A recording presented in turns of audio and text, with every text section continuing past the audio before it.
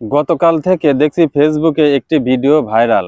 সেটা হচ্ছে অভিনেতা সিদ্দিক, তাকে পুলিশে ধরে নিয়ে যাচ্ছে এবং সাথে কিছু জনগণ আছে, আম পাবলিক যাই বলি, তারা তাকে অনেক মারধর হেনস্থা করছে। এখন আমার প্রশ্ন হচ্ছে, পুলিশের কাছে যদি সাধারণ একটা অভিনেতা যদি পুলিশ সেভ না করতে পারে, আমরা যারা সাধারণ জনগণ আছি তাদের পুলিশ কিভাবে সেভ করবে? একজন অভিনেতা, একজন শিল্পী, তাকে এভাবে হেনস্থা, রাস্তাঘাটে মারধর, তার পোশাক পর্যন্ত ছিঁড়ে ফেলেছে। এখন আমার প্রশ্ন হচ্ছে, অনেকে বলছে যে বৈষম্য বিরোধী ছাত্র আন্দোলনের সময় নাকি সে ছাত্রদের মারা লিড দিছে। বুঝলাম ছাত্রদের মারার সে লিড দিছে, সে তো কোনো দলের কোনো বড় কোনো নেতা না, সে কিভাবে লিড দিল?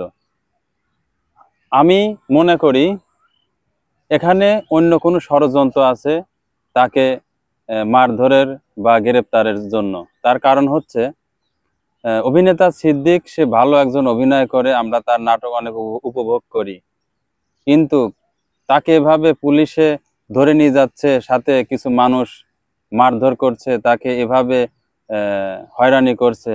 এটা এটা কেমন কথা? বৈষম্য বিরোধী ছাত্র আন্দোলনের যদি বিরোধিতাই করে থাকে অভিনেতা সিদ্দিক, তাহলে এতদিন পরে কেন তার এই শাস্তি হচ্ছে? তার তো 5 তারিখের পরে শাস্তি হওয়ার কথা ছিল। এতদিন কেন তাকে ধরা হয় নাই? এতদিন কেন তাকে শাস্তি দেওয়া হয় নাই? আজ কেন তাকে এভাবে রাস্তা দিয়ে টেনে নিয়ে যাচ্ছে এবং পুলিশের সামনেই তাকে মারধর করছে?